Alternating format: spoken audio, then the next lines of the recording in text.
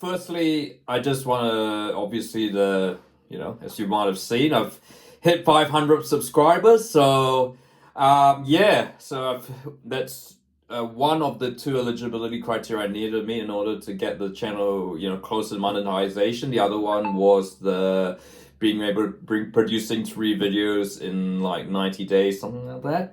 So I've hit those two. It's just getting the watches up. So I don't mind if you could, please feel free to share this and get more people like this, and then I can start one step closer to being fully. The first step would be monetization, so I think there's stickers and all that. But look, I just want to say thank you to all of you who've liked and subscribed, and just keep sharing this, and let's keep growing the channel.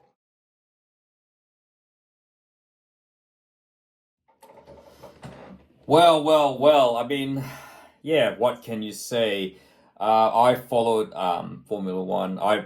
For years. I'm certainly in the pre-DTS generation, and I am not ashamed to call myself a bit of the. I don't hate DTS, but I think I'm certainly diametrically opposite to the stereotypical Drive to Survive F1.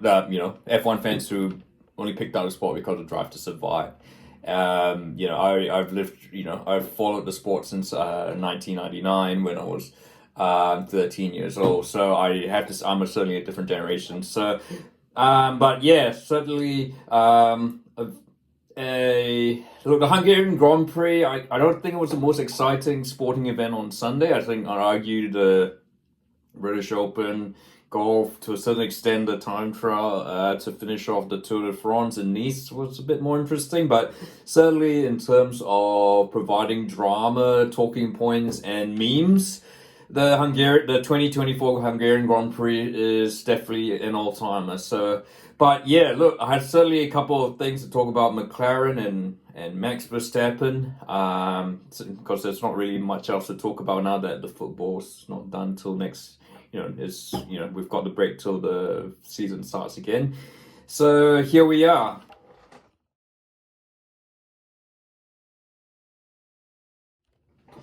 So look, McLaren clearly have the fastest car, it looks set to remain that way for the rest of the season. I mean, Red Bull did bring up some upgrades, which at this stage don't seem to work. Although I think we need to give it another week. Let's see how it goes at a fast circuit like Spa-Francorchamps.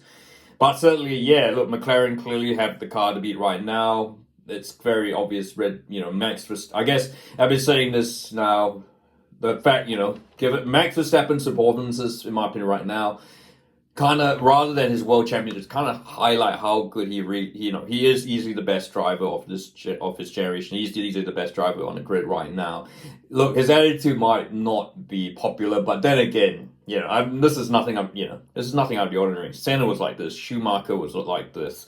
I think he's going to have detractors there. But look, certainly, and the fact that Max is still, reasonably in control of the title race, and is putting that car up the top, whereas you look at his teammate, being so far down, suggests that he is really he is driving that car out of his skin. But look, let's talk about Max in a little bit. We obviously want to talk about McLaren, and I look, this scenario actually, it is it's a bit of a weird, but it does certainly has reminders, everything for older fans. There's you go back to the Ron Dennis days, McLaren, when the McLaren Mercedes 97, 98. I think certainly, everyone remembers Australia 1998. Of course, David Coulthard led Mika Häkkinen through. Mika Häkkinen, of course, had been leading the whole race, but he accidentally made another pit stop, and so he could concede the lead to David Coulthard, who did let him through. As it transpired, there had been a pre-race agreement that whoever led at the first corner would win the race. So, look, to be honest, and pretty much a similar scenario here with McLaren. I think Oscar, and Lando Norris did come out in the F1 Nation podcast to say, look, I think it was pretty much effectively whoever came out first at the first corner would go on to win the race as long as there were 1-2. And look, there was a bit of the undercut, which made things complicated. And I guess it does highlight the current McLaren team's inexperience with dealing with the fastest car. They've been out of having to deal with this top flight, and I guess on the other flip side, I know they had to do the undercut. Perhaps they were being a bit too cautious, not believing that their car was that much quicker than the Mercedes or Max Verstappen, that they had to do that. But I think perhaps now they realize that their car does have quite a bit of an edge, that it might not happen. Having said that, though, it's not unreasonable for them to do what they did. And I think the dramatics, maybe the radio communication, which was really painful to listen. And with Lando, so I think, look, I don't get, any first victory is not, it's going to be great. And I think, there's the rumors saying how it's going to be tainted. But look, Piastri won it on merit. He was he led from the corner, and it was only really the undercuts and pit stops that, that they got into this scenario. Oscar Piastri definitely deserved to win. Lando would say he was fastest to the end, but Oscar Piastri pretty much led the whole race. So I mean, there's the argument that Piastri did more than deserve to win. Lando Norris did, and that it was right for McLaren to get Lando Norris to move aside. Look, I know Lando Norris. There's the argument. He needs to maximize his chances while Max Verstappen is down.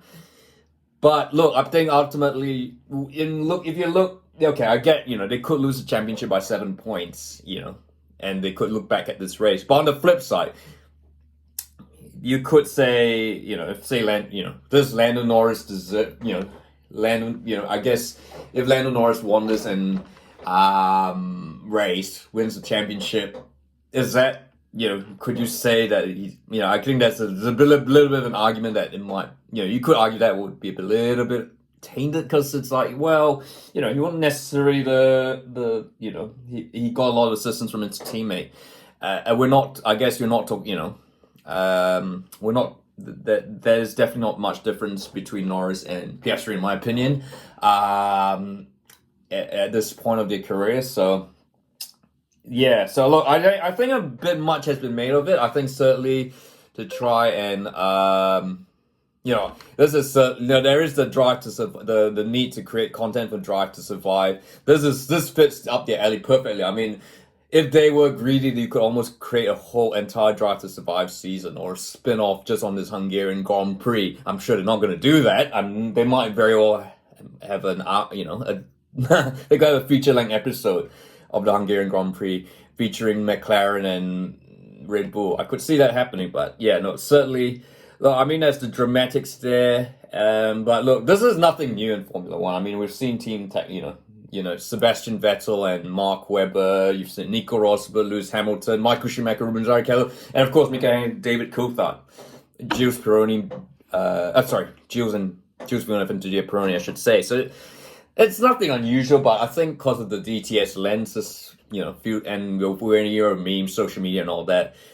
That's kind of why this feels really magnified and dramatic. But there's not a big deal. I think they're going to move on. Look, to be honest, realistically, Lando Norris has a very, very, very... It's next to 1% chance of winning the driver's title. I think Max Verstappen has shown that, Max Verstappen doesn't actually have to win any more races this season, and he could still be comfortably world champion. I think the fact is, the Red Bull is not that much slower. There is a chance they'll still be fast at certain circuits, and he only just needs to accumulate points. It's not going to be the dominance is not going to be like a previous season, but that's a good thing in terms of an entertainment point of view. I think what we're going to see now, I guess, is how Max will respond to not having the fastest car throughout the season, and how he picks up the points. So watch this space. But I think certainly the McLaren are right that I think what they are clearly targeting is the Constructors' Championship. And I think that having the Piastri, not having them race each other to make sure they get enough points, because they definitely have a shot at closing the gap, hunting down, getting and overtaking Red Bull, given the issues that Red Bull have with their, with Max pretty much carrying the team on his back. So I think that's where ultimately the focus is. And yeah, ultimately, look, I think it's pretty much been a mountain made out of a molehill, even if it is pretty good for ratings and drama and talking points.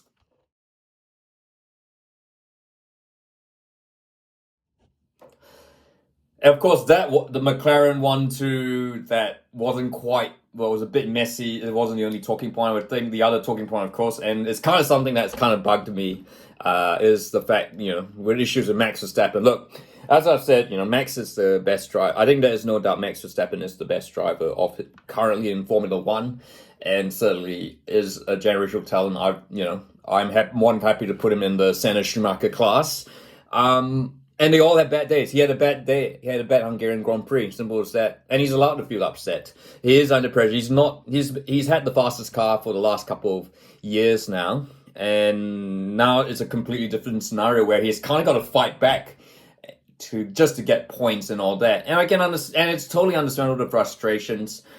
Look, to be honest, I think the snippets we got from the team radio and all that, I think they're just it's not that unusual.